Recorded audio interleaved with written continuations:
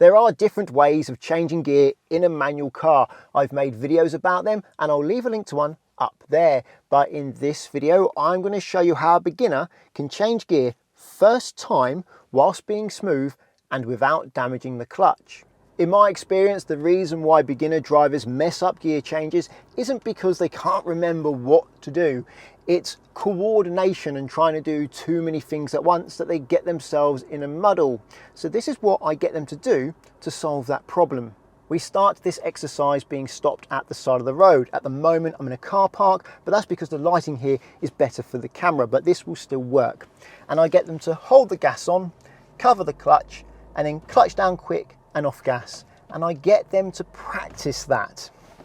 It's important to practice this at the side of the road because they can do it again and again and again to get that skill they need. Where they usually go wrong, if I try to get them to do this on the move first time, is they press the clutch down really slowly, and that makes the car jerky because there's a partial connection between the engine and the wheels as the clutch goes down slowly. You want the clutch to go down quickly so there's a clean, quick separation. Another mistake they make, if I get them to do this on the move, is they come off the gas long before pressing the clutch down, meaning the car slows down to the point where we're too slow to go up to the next gear, so we can't actually do the gear change. And another mistake they make, and this one really lowers their confidence, is they hold the gas on, press the clutch down, the gas goes vroom, and they panic and come off the clutch and the car's jerky. That's possibly damaging for your car. It reduces their confidence and it's just not very controlled.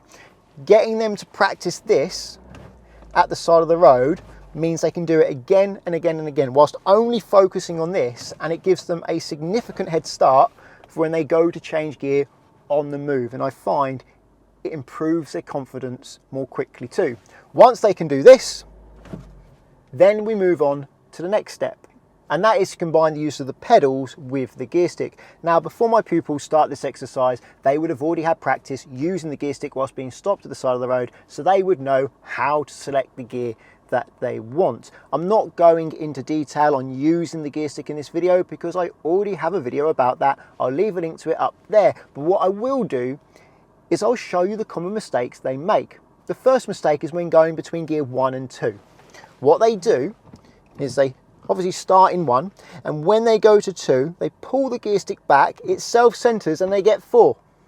When going between 1 and 2, it's important to hold the gear stick fully left. Don't let the gear stick self-center, hold it fully left as you pull it back to make sure you get gear 2, because gear 2 is all the way left and back.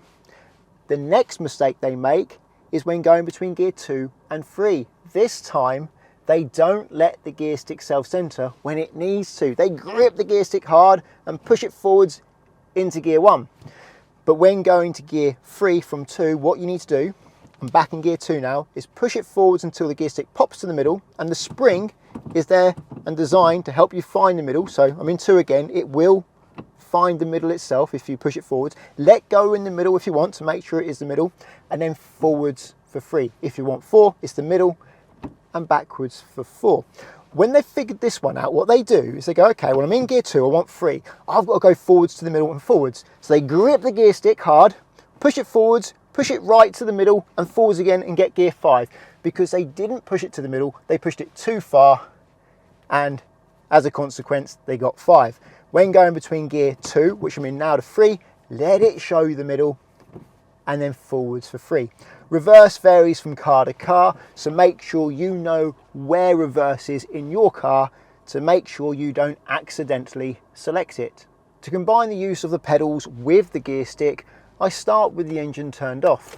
And from the passenger seat, I'll move the gear stick to gear 1 and I'll ask my pupil to pretend to be driving. So press the gas, hold the wheel and pretend you're driving down the road. Cover the clutch, clutch down off gas quickly, move the gear stick to gear 2, bring the clutch up to about halfway, pause a moment as you add some gas and then finish bringing the clutch up. And then from the passenger seat, I'll move it to gear 1 and I'll get them to do exactly the same thing again until they get that coordination. A question you may have is, should I press the clutch down and then come off the gas, or come off the gas and then clutch down, or can I just do them together? Well, if you do the clutch super quickly and get a clean separation from the engine to the wheels, you can do it together. You can do the clutch slightly before coming off the gas, or even come off the gas slightly before pressing the clutch. As long as it's close, it's not going to make much of a difference, and as long as you press the clutch down super quickly. If you press the clutch down slowly, any change in the gas pedal whilst the clutch is on its way down is probably going to lead to a jerky car, as there will be a partial connection between the engine and the wheels at some point during the time you're pressing that clutch down. So to pretty much guarantee smoothness, clutch down then off gas, but if you do clutch down quickly, you can sort of do them roughly at the same time, or one a bit before the other, and you will still be fine. What you don't want to do is come off the gas for a long time and then press the clutch down, because then, well, you would slow down and you'd be too slow probably to go up to the next gear. And once they get the coordination of the pedals and the gear stick correctly, then we try it on the move.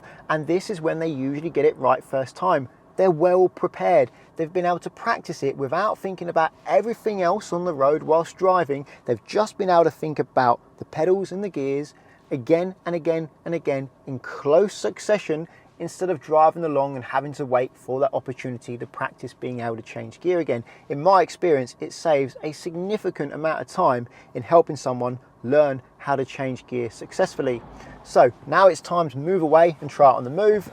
They would have already moved away and stopped a few times. When no one's coming, no need to signal, no one around, let's go. And when the revs get to about 2000, cover the clutch, clutch down off gas, into gear 2, find the clutch bite point, hold it there, bit of gas, and then finish coming off the clutch.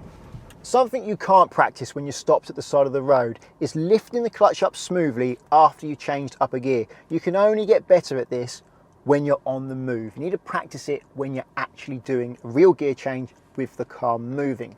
Now, you would have noticed that when I lifted the clutch after going up a gear, I actually paused at the bite point, and I said this as well. You don't actually have to do this to do a smooth upshift.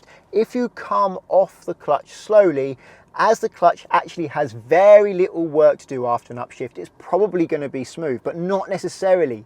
It may still be jerky. It depends on the car, it depends on how quickly you're trying to accelerate, and it depends on how high your revs were when you went to change up a gear.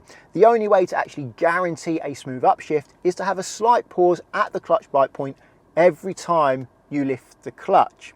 Now, how do you know when to pause? How do you know when you're at the bite point? Well, when you lift the clutch up, you lift it up carefully, and you'll feel the car start to slow down ever so slightly as the clutch reaches the bite point. At that moment, pause, add a tiny bit of gas to stop it slowing down, and then gradually come all the way off the clutch, and then you can use the gas at will to go how fast you need to.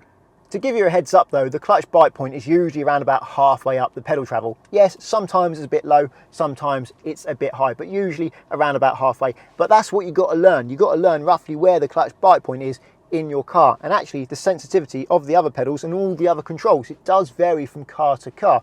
If you get out of car A, don't try and drive car B the way car A likes to be driven. You have to now learn car B. Whenever I get in a different car, I usually put it in gear, get an idea of the sensitivity of the gas, find the bite point a few times, there it is, just so I have an idea of what I'm working with. And then when I'm on the move, I'll use the brakes a couple of times just to get a feel for them. And I'm very careful until I'm used to it. But what I do find is if I start off careful, I get used to it more quickly.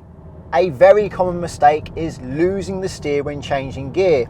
So the pupil changes gear, but then veers off into the middle of the road or towards the curb, or in this case, the grass. And I find the solution to this is to break down the gear change into stages. So the first stage would be to do the pedals. So cover the clutch, clutch down off gas, now think about steering, now do the gear stick, now think about steering, now lift the clutch up to the bite point, add a bit of gas, come off the clutch, and then think about steering. You don't want to do this long term. Obviously, that's not the long term goal. You don't want to be taking that long to change gear, but in the early stages, it can help my pupils keep the car straight whilst changing gear without me having to take the wheel, which helps boost their confidence. And without even realizing it, as they practice it, they get better, and the whole thing kind of merges into one, and they don't really even need to think about it. They just go up the gears and keep the car straight. It doesn't usually take that long, but breaking it down at first can be a helpful step. If you find you are slowing down between gear changes, this is normal as a beginner.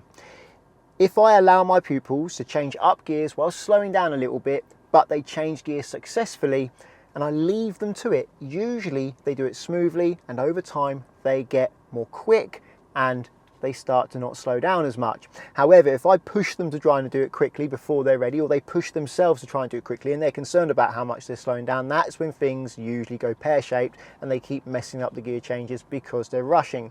If I allow them to do it at their own speed, quite often with practice, they'll get better, they'll get quicker, and they'll slow down less between each gear change. Very occasionally, they don't. Very occasionally, they stay slow, even though I can see their ability is improving, they're getting better at it, but they're still taking their time. In those circumstances, that's when I intervene and say, you're better at this now, you can probably do the gear change a little bit faster while still being smooth. When you're going down the gears, you would already likely be off the gas and slowing down. So it's just a case of pushing the clutch down and changing down the gear and then lifting the clutch back up again. But when you go down gears, there's a lot more work for the clutch to do. So you have to hold the clutch at the bite point for a lot longer. I'm going to demonstrate that now. I'm going to go from fourth gear to second gear to really demonstrate how long you have to pause at the clutch bite point. So clutch down, into second, bring the clutch to the bite point. When the revs start rising, pause at the bite point. There we go. Wait until the revs finish rising. There they are, they finish rising, then I can come off the clutch fully and the car is smooth. If I was to come off the clutch quickly whilst the revs were rising, it would be jerky. I'm going to try and demonstrate that now before this 30 up there. So clutch down, into second, find the bite point. When the revs are rising, come off the clutch before they're finished. Okay, that demonstration went a bit too well, and the car is very jerky because I came off the clutch before the revs have finished rising, and therefore the clutch had to put the revs exactly where they needed to be instantly, which sent a major shock through the car and probably didn't do my transmission a lot of good. If you're interested in preserving your clutch, I have a video up there. But if you're worried about pausing at the clutch bite point to allow the clutch to rev match for you, you shouldn't worry, because it's exactly what the clutch is designed to do. It's designed to put the revs where they need to be so that you can change gear smoothly, and doing so doesn't generate much heat because it's not that hard for the clutch to do that.